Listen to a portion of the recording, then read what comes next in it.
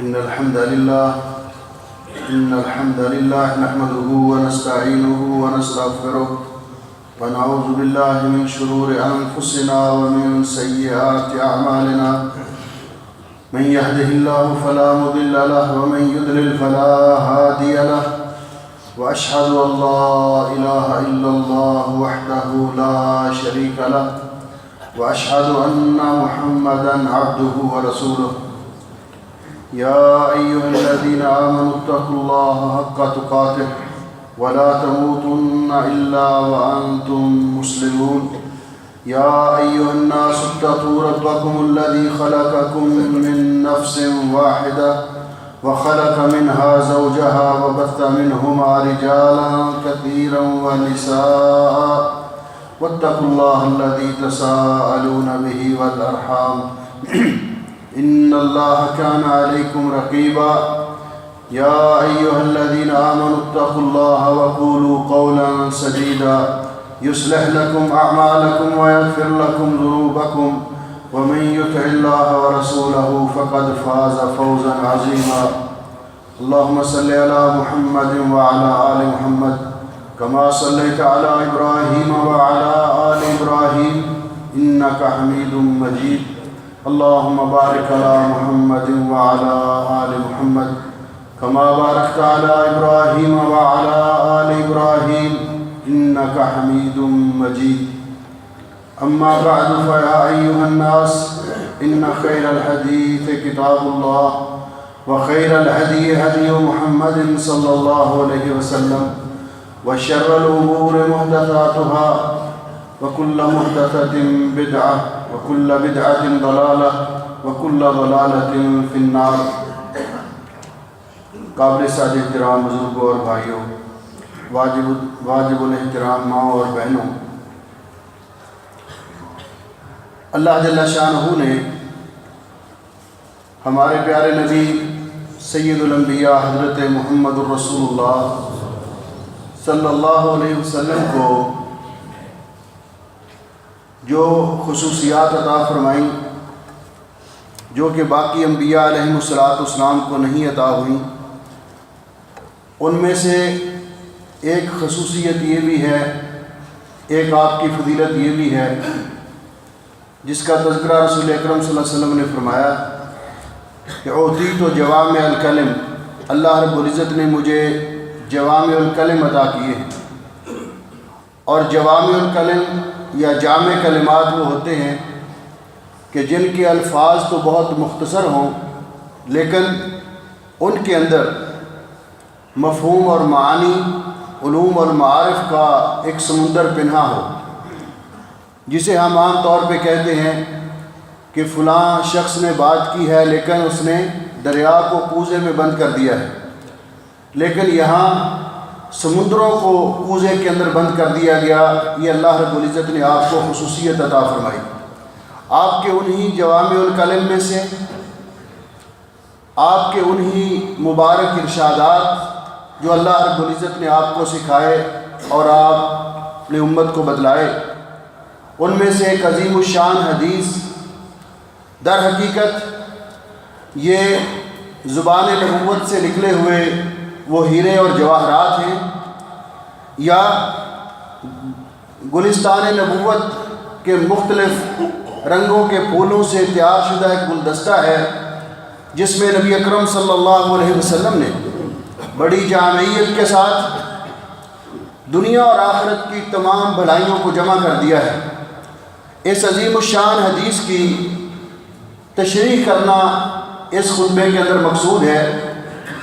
جس میں آپ نے تین ایسی چیزیں بتلائیں، تین ایسے عیب اور ایسی بری خصلتوں کی نشاندہی کی جو انسان کو ہلاک کر دیتی ہیں. پھر تین ایسی خوبیاں بتلائیں کہ جو انسان کے لیے ذریعہ نجات ہیں. پھر آپ نے تین ایسے عمل بتلائے جو انسان کے لیے کفارہ گناہ بنتے ہیں. اور پھر تین ایسے اعمال کا تذکرہ کیا جو انسان کے لیے بلندی درجات کا باعث بنتے ہیں. حدیث پاک کے الفاظ سنیے اور اس کے بعد ان کی مختصر تشریح انشاءاللہ اللہ کی توفیق سے ہم کریں گے. جو اللہ جل شانہ نے قرآن پاک میں کی ہے اور پیارے نبی حضرت محمد رسول اللہ صلی اللہ علیہ وسلم نے اپنے ارشادات اور فرامین میں کی ہے۔ عن ابن عمر رضی اللہ تعالی عنہما قال قال رسول اللہ صلی اللہ علیہ وسلم ثلاث مہلکات وثلاث منجیات وثلاث کفارات وثلاث درجات۔ حضرت عبداللہ ابن عمر رضی اللہ تعالیٰ عنہما سے روایت ہے کہ رسول اکرم صلی اللہ علیہ وسلم نے فرمایا، تین چیزیں، تین عیب اور تین قصور انسان کو ہلاک کر دیتے ہیں، اور تین اعمال، تین خوبیاں انسان کے لیے ذریعہ نجات بنتی ہیں، اور تین قسم کے اعمال انسان کے گناہوں کو مٹا دیتے ہیں، اور تین قسم کے اعمال ہی انسان کے لیے بلندی درجات کا باعث ہیں۔ پھر رسول اکرم صلی اللہ علیہ وسلم نے ان کی تشریح کرتے ہوئے فرمایا، وَأَمَّا الْمُنْجِيَاتُ، جہاں تک ان تین اعمال کا تعلق ہے کہ جو انسان، أَمَّا الْمُهْلِكَاتُ، جہاں تک ان تین اعمال کا تعلق ہے کہ جو انسان کو ہلاک کر دینے والے ہیں، تباہ و برباد کر دینے والے ہیں، دنیا بھی انسان کی برباد کر دیتے ہیں اور آخرت بھی تباہ کر دیتے ہیں، ان میں سے پہلی چیز فَشُحٌ مُطَاعٌ۔ یہ شح کا کلمہ جو ہے قرآن پاک میں استعمال ہوا، جس کا معنی یہ ہے حرص، طمع اور لالچ۔ جو آدمی دنیا کمانے کے لیے حریص ہے، دنیا کے پیچھے اس قدر پڑ جاتا ہے کہ مال جمع کرنے میں حلال حرام کی تمیز نہیں کرتا، دوسروں کے حقوق غصب کرنے سے گریز نہیں کرتا، ظلم و ستم سے بھی گریز نہیں کرتا، حتیٰ کہ اس مقصد کے لیے اسے قتل و غارت بھی کرنی پڑے تو وہ خون بہانے سے بھی گریز نہیں کرتا۔ یہ ایک ایسی بری خصلت ہے، ایک ایسا عیب ہے جو انسان کو ہلاک اور برباد کر دیتا ہے، اور اس کے نتیجے میں انسان کے اندر بخل پیدا ہوتا ہے۔ اس لیے علماء نے لکھا ہے، جس طرح کہ امام ابن قیم رحمۃ اللہ علیہ فرماتے ہیں کہ الشح، طمع اور لالچ کا معنی یہ ہے کہ مال کو جیسے بھی آئے حاصل کرنا، اور اس کا نتیجہ یہ ہے کہ پھر آگے اس کو خرچ نہیں کرنا۔ اس کے نتیجے میں بخل جیسی بری اور مذموم صفت جنم لیتی ہے۔ اللہ جل شانہ نے قرآن پاک میں اس کی مذمت فرمائی، اور اس کے مفہوم کو سمجھنے کے لیے سورہ حشر کے اندر اللہ رب العزت نے ایک واقعہ ذکر کیا ہے۔ حدیث پاک میں آتا ہے کہ رسول اکرم صلی اللہ علیہ وسلم ایک دن اپنی مسجد مبارک میں تشریف فرما تھے، آپ کی خدمت میں ایک مہمان آیا، بھوکا تھا، کھانے کی ضرورت تھی اس کو۔ رسول اکرم صلی اللہ علیہ وسلم نے تمام امہات المومنین کے پاس پیغام بھیجا کہ آج ہمارے گھر میں کھانے کے لیے کچھ ہے؟ سب گھروں سے جواب آیا کہ سوائے پانی کے کچھ نہیں۔ رسول اکرم صلی اللہ علیہ وسلم نے مسجد میں بیٹھے ہوئے ساتھیوں سے پوچھا، من یضیف اللیلہ، آج مہمان کی ضیافت کون کرے گا؟ ایک صحابی حضرت ابو طلحہ انصاری اٹھے، کہا حضرت جی میں مہمان کو اپنے گھر لے جاؤں گا۔ مہمان کو ساتھ لے گئے، گھر جا کر پوچھا گھر والوں سے کچھ کھانے کے لیے ہے؟ تو انہوں نے کہا کہ ایک آدمی کا کھانا ہے گھر میں، ابھی بچوں نے نہیں کھایا، گھر والوں نے نہیں کھایا۔ تو انہوں نے، صحابی نے اپنی بیوی سے کہا، اور وہ بھی بڑی باکمال خاتون تھی، کہ کھانا تیار کرو، رسول اکرم صلی اللہ علیہ وسلم کا مہمان ہے۔ انہوں نے کھانا تیار کیا اور بچوں کو ویسے ہی سلا دیا، اور فرمایا جب ہم کھانا کھانے لگے تو چراغ کی بتی درست کرنے کے بہانے اس کو گل کر دینا، تاکہ مہمان سیر ہو کر کھانا کھا لے، ہم بھوکے رہ لیں گے کوئی بات نہیں، اللہ رب العزت ہمیں اجر دے گا۔ انہوں نے ایسے ہی کیا۔ صبح سویرے جب مسجد نبوی میں نماز پڑھنے کے لیے گئے تو اللہ رب العزت نے جبریل امین کو بھیج دیا، وہی پہلے ہی آ چکی تھی۔ اور فرمایا اس خوبی کا تذکرہ کرتے ہوئے اللہ رب العزت نے فرمایا وَمَن يُوقَ شُحَّ نَفْسِهِ فَأُولَٰئِكَ هُمُ الْمُفْلِحُونَ، یہ شخص نفس کی بخیلی سے بچا لیا گیا، اس نے طمع لالچ نہیں کیا۔ يُؤْثِرُونَ عَلَىٰ أَنفُسِهِمْ وَلَوْ كَانَ بِهِمْ خَصَاصَةٌ، بھوکے رہے لیکن دوسروں کو ترجیح دی۔ بالکل اس کے اپوزٹ ہے الشح، کہ انسان خود تو کھائے، جدھر سے بھی آئے وصول کرے، اچھے اچھے کھانے کھائے، لیکن اس کے پڑوس میں لوگوں کے بچے بھوکے روتے رہیں، فقیر کو کچھ کھانے کے لیے نہ ملے اور دوسروں کا وہ خیال نہ رکھے۔ اس کی مذمت کرتے ہوئے رسول اکرم صلی اللہ علیہ وسلم نے فرمایا ایاکم والشح،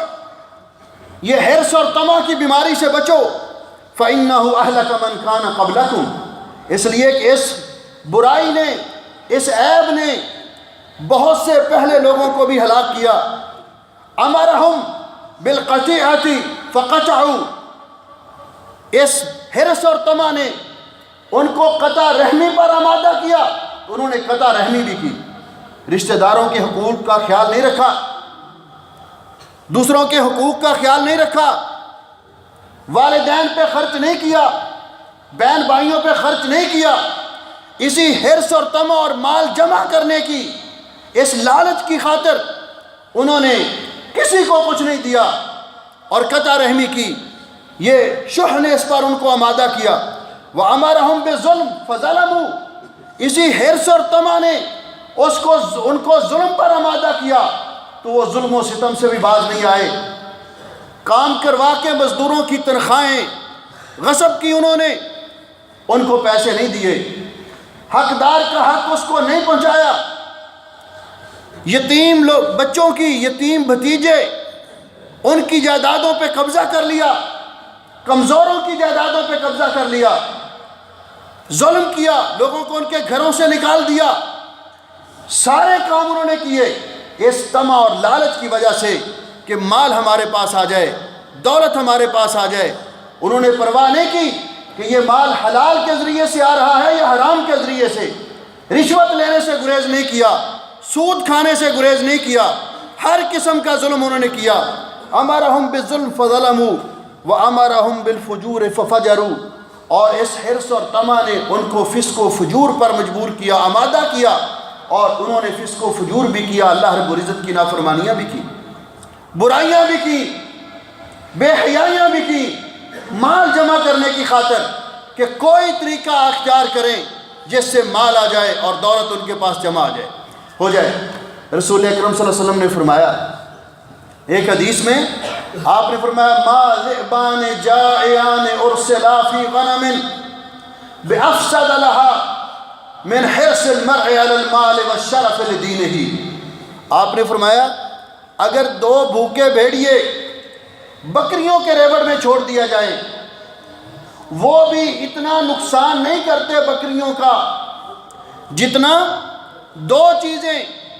انسان کے دین کا نقصان کرتی ہیں اور انسان کے دین کو برباد کرتی ہیں۔ حرص المرء علی المال، مال جمع کرنے کی حرص، والشرف، اور بڑا بننے کی خواہش، اپنے آپ کو بڑا ظاہر کرنے کی خواہش، اپنے آپ کو لوگوں سے اونچا ظاہر کرنے کی خواہش، یہ دو چیزیں ہیں جو انسان کے دین کا صفایا کر دیتی ہیں، اس کے دین کو تباہ و برباد کر دیتی ہیں۔ دوسری چیز فرمایا وَهَوًى مُتَّبَعَ، اور نفسانی خواہشات کی پیروی کرنا، یہ بھی انسان کو ہلاک کر دیتا ہے۔ اللہ جل شانہ نے قرآن کریم میں اس نفسانی خواہشات کی پیروی کو شریعت کے بالکل متوازی قرار دیا ہے۔ اللہ رب العزت فرماتے ہیں پیارے نبی حضرت محمد الرسول اللہ صلی اللہ علیہ وسلم کو، فَإِن لَّمْ يَسْتَجِيبُوا لَكَ فَاعْلَمْ أَنَّمَا يَتَّبِعُونَ أَهْوَاءَهُمْ وَمَنْ أَضَلُّ مِمَّنِ اتَّبَعَ هَوَاهُ بِغَيْرِ هُدًى مِّنَ اللَّهِ، اگر یہ آپ کی بات نہ مانیں، شریعت کی پیروی نہ کریں، سمجھ لیجئے کہ یہ اپنی من مانی کر رہے ہیں، اپنے نفسانی خواہشات کی پیروی کر رہے ہیں۔ اللہ رب العزت فرماتے ہیں اس سے بڑھ کر گمراہ کون ہو سکتا ہے جو اللہ کی نہ مانے، اللہ کے رسول صلی اللہ علیہ وسلم کی نہ مانے اور اپنی منمانی کرے، نماز اپنی مرضی کی، روزہ اپنی مرضی کا، معاملات اپنی مرضی کے، لوگوں کے ساتھ تعلقات اپنی مرضی کے، شریعت کا خیال ہی نہ رکھے، تو پھر کلمہ پڑھنے کا معنی کیا ہے؟ جب انسان کلمہ پڑھ لیتا ہے لا الہ الا اللہ محمد الرسول اللہ، اس وقت وہ پابند ہو جاتا ہے، وہ اپنی مرضی کا مالک نہیں رہتا، وہ وہی کام کرتا ہے جس کا اللہ نے حکم دیا اور جو پیارے نبی صلی اللہ علیہ وسلم کی سنت ہے، اور وہ ہر اس کام سے بچتا ہے جس سے اللہ تعالیٰ نے منع کیا اور نبی پاک صلی اللہ علیہ وسلم کی سنت کے خلاف ہے۔ اللہ رب العزت فرماتے ہیں یہ شخص جو اپنے نفسانی خواہشات کی پیروی کرتا ہے، صرف اسی قدر ہی نہیں بلکہ اللہ جل شانہ نے تو یہاں تک فرمایا افرأیت من اتخذ الہہ ہوا، کیا آپ نے ایسے لوگوں کو بھی دیکھا جنہوں نے اپنی نفسانی خواہشات کو اپنا الہ بنا رکھا ہے، الہ قرار دیا، ان کو مشرک قرار دیا؟ کیوں کہ الہ تو اللہ تعالیٰ ہے، بات تو اللہ کی ماننی چاہیے تھی، انہوں نے اللہ تعالیٰ کے علاوہ اللہ تعالیٰ کے مقابلے میں ایک اپنا الہ کھڑا کر لیا، اپنی نفسانی خواہشات کو اپنا الہ بنا لیا، جیسے دل میں آیا وہی کام کیا، شریعت کا بھی کوئی مسئلہ اگر مرضی کے مطابق ہے تو مان لیا، اور اگر مرضی کے خلاف ہے تو ماننے سے گریز کیا، اگر مسئلہ اپنی پسند کا ہے تو قبول کر لیا، اگر اپنے خلاف جاتا ہے تو ماننے سے انکار کر دیا۔ یہ نفسانی خواہشات کی پیروی ہے، اور نبی کریم علیہ السلام نے فرمایا ایسا کرنے والا شخص ہلاک ہو گیا، تباہ و برباد ہو گیا، یہ چیز اس کو ہلاک کر دیتی ہے۔ اللہ جل شانہ نے ایسے لوگوں کا تذکرہ قرآن پاک میں فرمایا، اور رسول اکرم صلی اللہ علیہ وسلم نے فرمایا لا یؤمن احدکم حتی یکون ہواہ تبعا لما جئت بہ، اس وقت تک کوئی بندہ مومن ہو ہی نہیں سکتا جب تک وہ اپنی نفسانی خواہشات کو، اپنی منمانی کو، اپنی مرضی کو میری شریعت کے تابع نہ کر لے، جب تک وہ اپنی مرضی کو، اپنی خواہشات کو، اپنی رغبات کو اور اپنے رجحانات کو شریعت کے تابع نہیں کر لیتا، اس وقت تک کوئی شخص مومن ہو ہی نہیں سکتا۔ یہ رسول اکرم صلی اللہ علیہ وسلم کا فرمان ہے۔ لیکن جو شخص نفسانی خواہشات کو کچل کر منمانی نہیں کرتا، اللہ سے ڈرتا ہے، اور یہ کون کر سکتا ہے جو اللہ سے ڈرتا ہے؟ تو اس کے بارے میں اللہ رب العزت فرماتے ہیں وَأَمَّا مَنْ خَافَ مَقَامَ رَبِّهِ وَنَهَى النَّفْسَ عَنِ الْهَوَىٰ فَإِنَّ الْجَنَّةَ هِيَ الْمَأْوَىٰ، جو آدمی اپنی نفس کو روک لیتا ہے منمانی کرنے سے، خواہشات کی پیروی کرنے سے، اور اللہ تعالیٰ کے سامنے قیامت کے دن پیشی سے ڈر جاتا ہے، کھڑا ہونے سے ڈر جاتا ہے، اس کا ٹھکانہ جنت ہے، اللہ اس کو جنت عطا کرے گا۔ اور تیسری چیز فرمائی وَإِعْجَابُ الْمَرْءِ بِنَفْسِهِ، خود پسندی، آدمی سمجھے کہ مجھ جیسا کوئی نہیں ہے، یہ خود پسندی، یہ عجب اللہ رب العزت کو اتنا ناپسند ہے کہ یہ شخص جو اس بیماری میں مبتلا ہوتا ہے، سب سے بڑا اس کے اندر جو بری خصلت پیدا ہوتی ہے وہ یہ ہے کہ وہ اللہ تعالیٰ کی نعمتوں کو بھول جاتا ہے، اللہ تعالیٰ کے انعامات کو نظر انداز کر دیتا ہے۔ قرآن پاک میں اللہ رب العزت نے اس کی کئی مثالیں ذکر کی۔ ایک مثال قارون، جس کو اللہ نے اتنے خزانے دیے کہ اس کے خزانے کی چابیاں ایک جماعت اٹھاتی تھی، لیکن جب اس کو کہا، وہ عجب میں، خود پسندی میں، مجھ جیسا کوئی نہیں، مجھ جیسا مالدار کوئی نہیں، مجھ جیسا شان و شوکت والا کوئی نہیں، یہ کمزوری ہے انسان کی کہ جس کے پاس چار پیسے ہوں اس کے پاس کھانے پینے والے بہت اکٹھے ہو جاتے ہیں، اس کے پاس مفادات سمیٹنے والے بہت اکٹھے ہو جاتے ہیں، تو وہ سمجھتا ہے کہ یہ سارے ہی میرے ہیں، یہ سارے ہی میرے زر خرید ہیں، ان کو وہ اپنا جتھا اور جماعت سمجھتا ہے، اور سمجھتا ہے کہ اتنے بندے کس کے ڈیرے پر آتے ہیں، اتنے بندے کس کے پاس جاتے ہیں، حالانکہ وہ یہ نہیں سمجھتا کہ یہ سارے کے سارے ابن الوقت ہوتے ہیں، الا ماشاء اللہ۔ آپ نے دیکھا حکمرانوں کے گرد، ایم پی اے اور ایم این ایز کے گرد جو لوگ اکٹھے ہوتے ہیں، جب ان کی حکومت نہیں رہتی پھر کہاں جاتے ہیں؟ اگر یہ خلوص اور وفا پر مبنی ان کی محبت ہوتی ہے، پھر کہاں اڑ جاتے ہیں یہ سارے پرندے؟ تو فرمایا یہ انسان کی کہ مجھ جیسا کوئی نہیں، میں سب سے اعلیٰ ہوں۔ اللہ رب العزت کو یہ بات بہت ناپسند ہے۔ جب قارون سے یہ کہا گیا، اور اللہ کے بندے وَيْحَكَ لَا تَفْرَحْ، ڈر لگتا ہے تو کہیں ہلاک نہ ہو جائے، فخر نہ کر، تکبر نہ کر، خود پسندی میں مبتلا نہ ہو۔ اس لیے اللہ تعالیٰ ایسے لوگوں کو پسند نہیں کرتا۔ آپ کو یہ مال اللہ نے دیا ہے، اور یہ سب سے بڑی خود پسندی میں مبتلا آدمی کی سب سے بری خصلت یہ ہوتی ہے کہ وہ سب سے پہلے اللہ کی نعمتوں کا انکار کرتا ہے، جس طرح اس نے کیا۔ کہتا ہے اللہ نے دیا، اور اللہ تعالیٰ اس بری خصلت سے بچائے، وہ ماننے کے لیے تیار نہیں ہوتا کہ مجھے اللہ نے دیا، میرے ہاتھوں کی کمائی ہے، یہ میری قابلیت اور تجربے سے مال آیا ہے۔ کہنے لگا انما اوتیتہ علی علم عندی،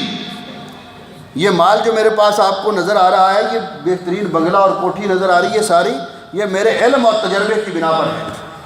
اللہ رب العزت کو اتنا غصہ آیا، اللہ جل شانہ فرماتے ہیں فَخَسَفْنَا بِهِ وَبِدَارِهِ الْأَرْضِ، ہم نے قارون کو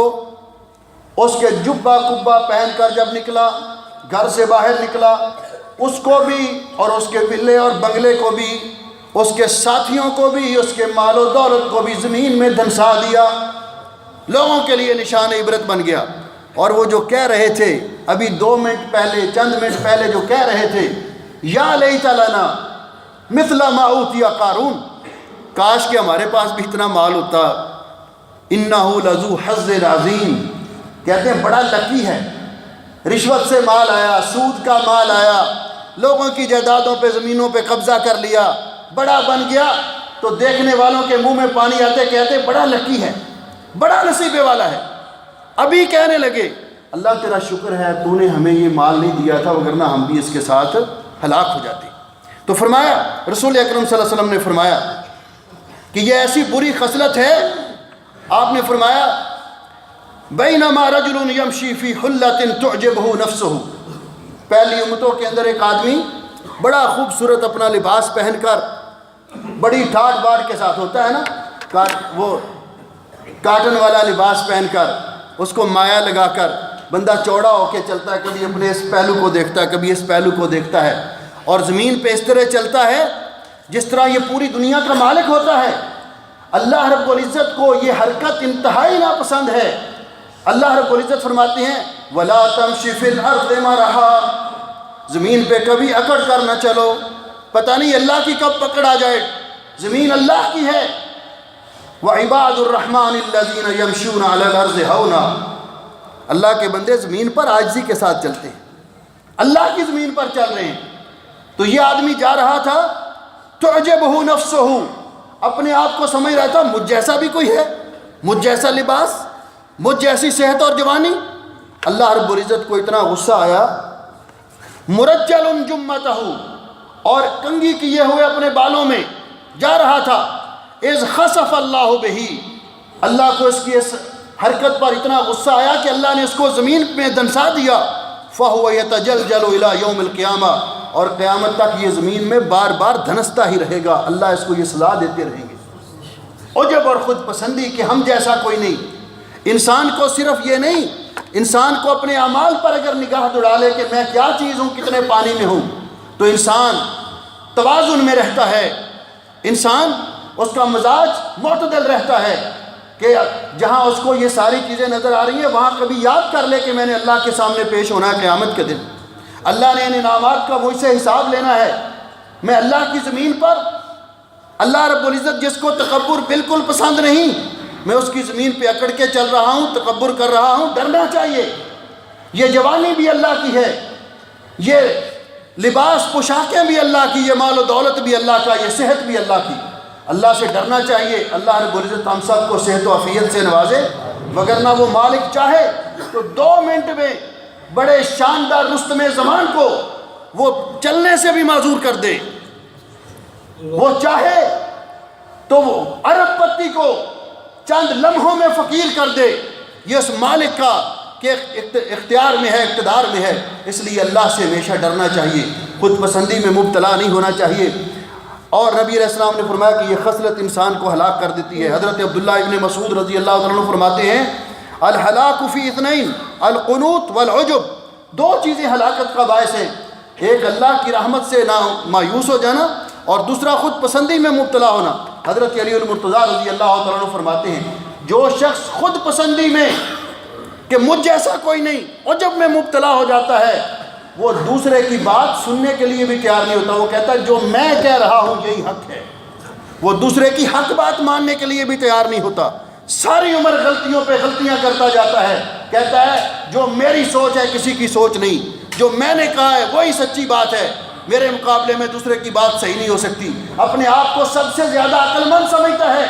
فرماتے ہیں حالانکہ عقل و فکر کے اعتبار سے سب سے نیچے یہ ہوتا ہے، لیکن سمجھتا یہ ہے کہ میں سب سے زیادہ عقل مند ہوں، میری بات ہی برحق ہے، دوسرے کی بات کی کوئی حیثیت نہیں۔ یہ حضرت علی المرتضیٰ رضی اللہ تعالیٰ عنہ فرماتے ہیں۔ تین چیزیں جو نبی علیہ السلام نے فرمایا، وَأَمَّا الْمُنْجِيَاتِ، وہ چیزیں جو انسان کے لیے ذریعہ نجات ہیں۔ میرے بھائیوں، غور سے میرے بھائیوں اور میری بہنوں، رسول اکرم صلی اللہ علیہ وسلم کے ان ارشادات اور گلستان نبوت کے ان خوشنما پھولوں کو، ان کی خوشبو کو ذرا توجہ سے سونگھیے اور ان نبی علیہ السلام کی زبان اقدس سے نکلے ہوئے جوامع الکلمات کو اپنے دل میں جگہ دیجیے اور ان میں سوچیے۔ آپ نے فرمایا وَأَمَّا الْمُنْجِيَاتِ، جو چیزیں انسان کو نجات دلاتی ہیں، نجات کا ذریعہ بنتی ہیں، پہلی چیز فَالْعَدْلُ فِي الْغَضَبِ وَالرِّضَا، انسان غصے کی حالت میں ہو یا ناراضگی کی حالت میں ہو، کسی کے ساتھ اس کے تعلق اچھے ہوں یا خراب ہوں، کسی پر وہ ناراض ہو یا خوش ہو، ہر حالت میں عدل و انصاف کرے۔ یہ نہیں کہ اگر اس کے پاس کوئی فیصلہ آ جائے تو دیکھے جو اس کی اپنی سائیڈ کا بندہ ہے اس کی فیور کرے اور دوسرے کے خلاف فیصلہ دے۔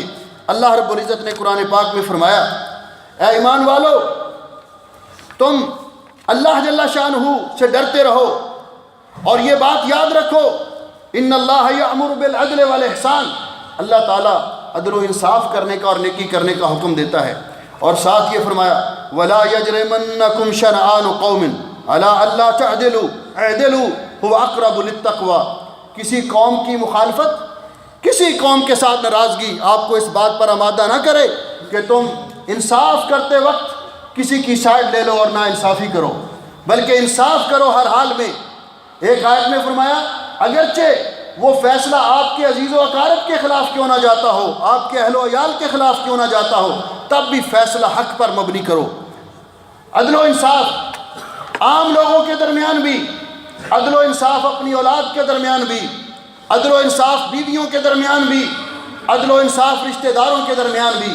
ہر جگہ عدل و انصاف کو قائم رکھو، کیونکہ جو شخص عدل و انصاف سے پہ قائم رہتا ہے، عدل کرتا ہے ہر حال میں، تو نبی پاک صلی اللہ علیہ وسلم نے فرمایا کہ قیامت کے دن جن لوگوں کو اللہ جل شانہ اپنے عرش کا سایہ نصیب فرمائیں گے، 7 قسم کے خوش نصیب لوگ، ان میں سے ایک یہ بھی ہے امام عادل سبعۃ یظلھم اللہ فی ظلہ یوم لا ظل الا ظلہ، اور ان میں پہلے نمبر پہ فرمایا امام عادل، کہ عدل و انصاف کرنے والا سربراہ اللہ رب العزت اس کو اپنے عرش کا سایہ نصیب کرے گا۔ اس لیے کسی کے ساتھ ناراض ہو یا خوش ہو، عدل و انصاف کرو۔ اور دوسری چیز والقصد فی الفقر والغنا، فقیری ہو یا امیری ہو میانہ روی اختیار کرو، فقیری ہو یا امیری ہو، یہ نہیں کہ اللہ نے مال و دولت دے دیا تو اس کو اڑا دیا، جتنے پیسے آئے رات کو خرچ کر کے ہی سونا ہے۔ اللہ رب العزت نے فرمایا لا تجعل یدک مغلولۃ الی عنقک ولا تبسطها کل البسط، اپنا ہاتھ گردن کے ساتھ بھی نہ باندھ لو کہ ضرورت کے وقت بھی خرچ نہ کرو، اور اتنا کھلا بھی نہ کر دو کہ کوئی چیز بچا کے ہی نہ رکھو۔ نتیجہ کیا ہوگا کہ جب ضرورت کے وقت آپ کے ہاتھ خالی ہوں گے تو آپ پریشان ہو جائیں گے۔ اس لیے فرمایا فقیری ہو یا امیری ہو میانہ روی اختیار کرو، فضول خرچی سے بچو۔ کیوں؟ ان المبذرین کانوا اخوان الشیاطین، فضول خرچی کرنے والے شیطان کے ساتھی ہیں۔ اس لیے فرمایا کہ فقیری ہو یا امیری ہو میانہ روی اختیار کرو۔ اور تیسری چیز وخشیۃ اللہ تعالی فی السر والعلانیہ، جلوتوں میں ہو یا خلوتوں میں ہو اللہ سے ڈرتے رہو، تنہائی میں بیٹھے ہو یا لوگوں میں بیٹھے ہو اللہ سے ڈرتے رہو۔ اور یہ اللہ سے ڈرنا یہ ایسی خوبی ہے کہ جو انسان اللہ سے ڈرتا رہتا ہے دنیا کے اندر بھی اس کے معاملات درست رہتے ہیں، اور آخرت کے اندر اس کو جو انعام اور اعزاز ملتا ہے۔ عن ابن عباس رضی اللہ تعالیٰ عنہما، حضرت عبداللہ ابن عباس رضی اللہ تعالیٰ عنہما سے روایت ہے کہ رسول اکرم صلی اللہ علیہ وسلم نے فرمایا عینان لا تمسہم النار، عینان لا تمسہم النار، دو آنکھیں ایسی ہیں جن کو کبھی جہنم کی آگ نہیں چھوئے گی، دو آنکھیں ایسی ہیں جن کو کبھی جہنم کی آگ نہیں چھوئے گی۔ ان میں سے عین بکت من خشیت اللہ، وہ آنکھ جو اللہ کے ڈر سے رو پڑتی ہے۔ آدمی بیٹھا ہے اپنے گناہوں کو یاد کرتا ہے، جو اس سے اللہ کی نافرمانیاں ہوئیں ان کو یاد کرتا ہے، عمر جو برباد کی اس کو یاد کرتا ہے اور رو پڑتا ہے اللہ کی بارگاہ میں۔ اور اللہ رب العزت کو یہ بندہ اتنا محبوب ہے، اتنا پیارا ہے جو اللہ کے خوف سے رو پڑتا ہے، لوگوں کے سامنے نہیں، ناٹک نہیں کرتا، ڈرامے نہیں کرتا، بلکہ تنہائی میں بیٹھا ہوا ہے۔ اللہ رب العزت فرماتے ہیں وہ 7 قسم کے خوش نصیب لوگ جن کو اللہ رب العزت اپنے عرش عظیم کا قیامت کے دن سایہ نصیب فرمائیں گے، ان میں سے ایک آدمی کا یہ بھی تذکرہ کیا وَرَجُلٌ ذَكَرَ اللَّهَ خَالِيًا فَفَاضَتْ عَيْنَاهُ، وہ آدمی جو تنہائی میں بیٹھا ہے، کوئی اس کو دیکھ نہیں رہا، تنہائی میں بیٹھا ہے، یاد کرتا ہے اللہ تعالیٰ کو، اللہ تعالیٰ کے انعامات کو بھی یاد کرتا ہے، اللہ کے احسانات کو بھی یاد کرتا ہے، اپنی نافرمانیوں کو بھی یاد کرتا ہے، اپنی خطاؤں اور گناہوں کو بھی یاد کرتا ہے، اور تنہائی میں بیٹھے اس کی آنکھوں سے آنسو جاری ہو جاتے ہیں۔ اللہ فرماتے ہیں یہ بندہ مجھے اتنا پسند ہے، اس کا رونا مجھے اتنا پسند ہے کہ یہ مجھ سے ڈر کے رویا ہے، کسی کو دکھانے کے لیے نہیں رویا، یہ میرے خوف سے رویا ہے۔ رجل ذکر اللہ خالیا ففاضت عیناہ، تنہائی میں رویا۔ اللہ فرماتے ہیں میں اس کو قیامت کے دن اپنے عرش عظیم کا سایہ نصیب کروں گا میدان محشر میں، جہاں اور کوئی سایہ نظر نہیں آئے گا۔ اس لیے انسان تنہائی میں ہو تب بھی، جلوتوں میں ہو تب بھی، خلوتوں میں بھی ہو تب بھی اللہ تعالیٰ سے ڈرتا رہے، تو یہ انسان کو نجات دینے والے امور ہیں۔ آپ نے فرمایا وَأَمَّا کفارات، وہ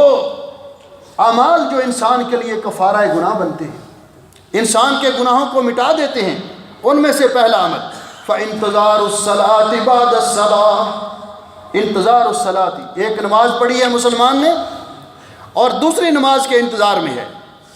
یہ شخص بھی اللہ کو بہت محبوب ہے، اتنا پیارا ہے کہ اس کو بھی اللہ رب العزت قیام نمازوں میں کوتاہی نہیں کرتا، اپنا کام کاج بھی کرتا ہے، کام کاج میں بھی مشغول رہتا ہے، لیکن نمازوں میں کوتاہی بھی نہیں کرتا۔ ایک نماز پڑھ کے گیا، دوسری کا وقت ہوا، نماز پڑھنے کے لیے آ گیا۔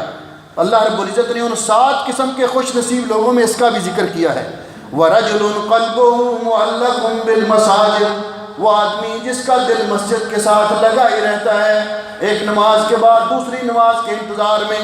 یہ چیز، یہ عمل انسان کے لیے گناہوں کا کفارہ بنتا ہے۔ نبی علیہ السلام نے فرمایا الصلوات الخمس والجمعۃ الی الجمعہ والعمرۃ الی العمرہ کفارۃ لما بینہما، اگر انسان کبیرہ گناہوں سے بچتا رہے تو ایک نماز سے دوسری نماز تک، ایک جمعے سے دوسرے جمعے تک، اور ایک عمرے سے دوسرے عمرے تک، یہ درمیان میں جو گناہ ہوتے ہیں انسان کے لیے کفارہ گناہ بن جاتے ہیں۔ اللہ تعالیٰ ان گناہوں کو مٹا دیتا ہے دوسرا عمرہ کرنے کی وجہ سے۔ اور فرمایا دوسری چیز وَإِسْبَاغُ الْوُضُوءِ فِي الصَّبَرَاتِ، وَإِسْبَاغُ الْوُضُوءِ فِي الصَّبَرَاتِ، صبرات، صبرات ان کی جمع ہے جس کا معنی برد شدید، سخت سردیوں میں، ناگوار موسم میں جب وضو کرنا بڑا مشکل ہوتا ہے تو یہ ٹھنڈے پانیوں کے ساتھ وضو کرتا ہے نماز کے لیے،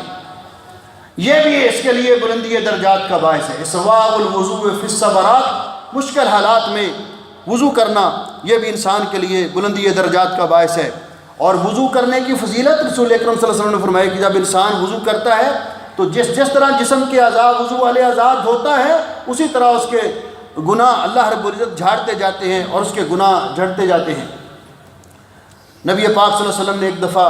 اور وضو کس طرح کرتا ہے، حضرت عثمان رضی اللہ تعالیٰ عنہ فرماتے ہیں وضو کر کے دکھایا اور فرمایا رسول اکرم صلی اللہ علیہ وسلم نے اسی طرح ہمیں وضو کر کے دکھایا اور فرمایا من توضا نحو وضوء ھذا، جس نے اس طرح وضو کیا جس طرح میں نے وضو کیا ہے، یعنی سنت کے مطابق وضو کرتا ہے، غفر لہ ما تقدم من ذنبہ، اللہ اس کے وضو کے ساتھ ہی پچھلے صغیرہ گناہ معاف کر دیتا ہے۔ مسجد کی طرف چل کے جانا اور جماعت کے ساتھ نماز ادا کرنا، یہ اس کی نیکیاں ذخیرہ ہو جاتی ہیں اور اللہ رب العزت کے ہاں جمع ہو جاتی ہیں۔ اور تیسری چیز وَنَقْلُ الْأَقْدَامِ إِلَى الْجَمَاعَاتِ، جماعت کے ساتھ نماز ادا کرنے کے لیے مسجد میں جانا، یہ بھی انسان کے لیے بلندی درجات کا باعث ہے۔ رسول اکرم صلی اللہ علیہ وسلم نے ارشاد فرمایا، اور ذرا آپ کا یہ ارشاد گرامی بھی غور سے سنیے، آپ نے فرمایا جو آدمی من راح إلى مسجد الجماعة فخطو خطوة تمحو سيئة وخطوة تكتب له حسنة ذاهبا وراجعا، جو آدمی وضو کر کے گھر سے نکلا مسجد کی طرف گیا، جتنے قدم چل کے جائے گا جتنے قدم واپس آئے گا، ایک قدم پر اللہ گناہ معاف کر دیں گے، دوسرے قدم پر اللہ درجے بلند کریں گے۔ تو یہ انسان کے لیے بلندی درجات کا باعث ہے۔ اس لیے جماعت کے ساتھ مسجد میں نماز ادا کرنے کی پابندی میرے بھائیوں کرنی چاہیے۔ اور اس کے بعد آپ نے ان لوگوں کا تذکرہ، ان اعمال کا تذکرہ کیا جو اعمال انسان کے لیے بلندی درجات کا باعث ہیں۔ انشاءاللہ دوسرے خطبے میں ان کا ذکر کریں گے۔ اقول قولی ھذا واستغفر اللہ لی ولکم ولسائر المسلمین من کل ذنب۔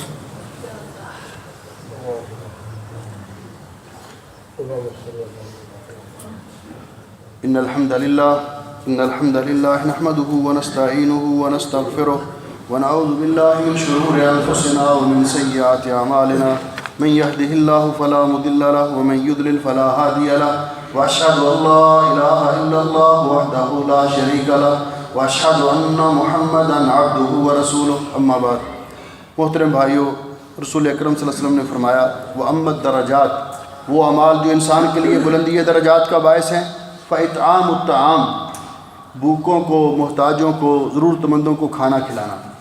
اللہ رب العزت نے اس کی بڑی فضیلت بیان کی ہے، اور یہ کھانا اسی وقت کسی کو کھلانا چاہیے۔ او اطعام فی یوم ذی مسغبہ، کہ جب کسی کو بھوک لگی ہو، کسی دن کا انتظار نہیں، جب بھی کوئی بھی بھوکا آ جائے، کھانے کی ضرورت ہے، جس کو محتاج آ جائے تو اس کو کھانا کھلانا، یہ انسان کے لیے بلندی درجات کا باعث ہے۔ وَإِفْشَاءُ السَّلَامِ،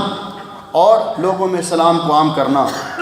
جب بھی ملے مسلمان دوسرے کو السلام علیکم کہے، اور دوسرا جواب میں وعلیکم السلام کہے، 10 نیکیاں مل گئیں۔ اگر کہا السلام علیکم ورحمۃ اللہ،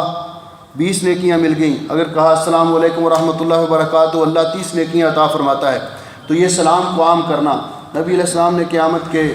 قرب کی علامات میں سے یہ بھی بتایا کہ ایسے حالات بھی ہوں گے کہ لوگ سلام معرفہ عام ہوگا، کہ جس کو جانتے ہیں اس کو تو سلام کہا، جس کو نہیں جانتے اس کو سلام ہی نہیں کہتے۔ تو آپ نے فرمایا مومن کی شان نہیں، جو مسلمان آپ پہلے اس کو جانتے یا نہیں جانتے، سلم علی من عرفت ومن لم تعرف، جس کو آپ جانتے ہیں اس کو بھی سلام کہیے اور جس کو نہیں جانتے اس کو بھی سلام کہیے۔ اور تیسری چیز فرمایا والصلاۃ باللیل والناس نیام، جب لوگ راتوں کو نیند کے مزے لے رہے ہوں اس وقت اٹھ کے اللہ کی بارگاہ میں نماز تہجد پڑھنا، تہجد کی نماز پڑھنا، یہ انسان کے لیے بلندی درجات کا باعث ہے۔ رسول اکرم صلی اللہ علیہ وسلم نے اس کا تذکرہ کرتے ہوئے فرمایا، آپ نے فرمایا اس وقت اٹھ کر جو قیام اللیل کرتا ہے اس کو اللہ رب العزت کیا فضیلت عطا کرے گا۔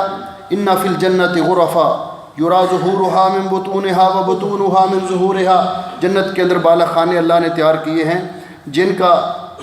اندر سے باہر والا اور باہر سے اندر والا حصہ نظر آتا ہے۔ صحابہ کرام نے پوچھا حضرت یہ کس کے لیے؟ تو آپ نے فرمایا لمن اطاب الکلام واطعم الطعام وصلى باللیل والناس نیام، یہ اس کو ملیں گے کہ جو اچھی گفتگو کرتا ہے، ضرورت مندوں کو کھانا کھلاتا ہے اور رات کو اٹھ کر قیام کرتا ہے۔ ایک دوسری حدیث میں آپ نے قیام اللیل کے فوائد بیان کیے، آپ نے فرمایا علیکم بقیام اللیل فإنہ دأب الصالحین قبلکم مکفرۃ لذنوبکم وقربۃ تتقربون بها إلی ربکم وطردا للداء عن الجسد ومنہاۃ عن الإثم، 5 فائدے ذکر کیے۔ پہلے نیک لوگوں کی عادت ہے، گناہوں کو مٹانے والی ہے، اللہ کے قرب کا ذریعہ ہے، جسم سے بیماریوں کو دور کر دیتی ہے تہجد کی نماز، اور گناہوں سے انسان کو روک کے رکھتی ہے۔ اللہ جل شانہ ان پیارے پیارے انمول موتی جو رسول اکرم صلی اللہ علیہ وسلم نے ہمارے لیے، ہماری دنیا اور آخرت کی بھلائی کے لیے ہمیں عطا کیے، ان پر عمل کرنے کی، اور جن سے آپ نے ڈرایا ان سے ہمیں بچنے کی اللہ توفیق بخشے۔ اللہ جل شانہ ہمیں ہلاکتوں سے بچائے، اور ایسے اعمال کرنے کی توفیق بخشے جو ہمارے لیے ذریعہ نجات بنے، ہمارے گناہوں کا کفارہ بنے اور ہمارے لیے بلندی درجات کا باعث بنے۔ میرے بھائیوں اور میری بہنوں، ہمارے ایک بڑے اچھے ساتھی ہیں بھائی سلطان صاحب، ان کے پاکستان میں ان کے والد گرامی فوت ہو گئے ہیں، ان کے لیے دعا کریں اللہ ان کی مغفرت فرمائے۔ ہمارے کوئی ساتھی پچھلے دنوں حادثہ ہو گیا تھا، عبدالجبار صاحب اور ان کے ساتھی ادان ہاسپٹل میں بیمار ہیں، ان کے لیے دعا کریں اللہ ان کو شفائے کاملہ عطا فرمائے۔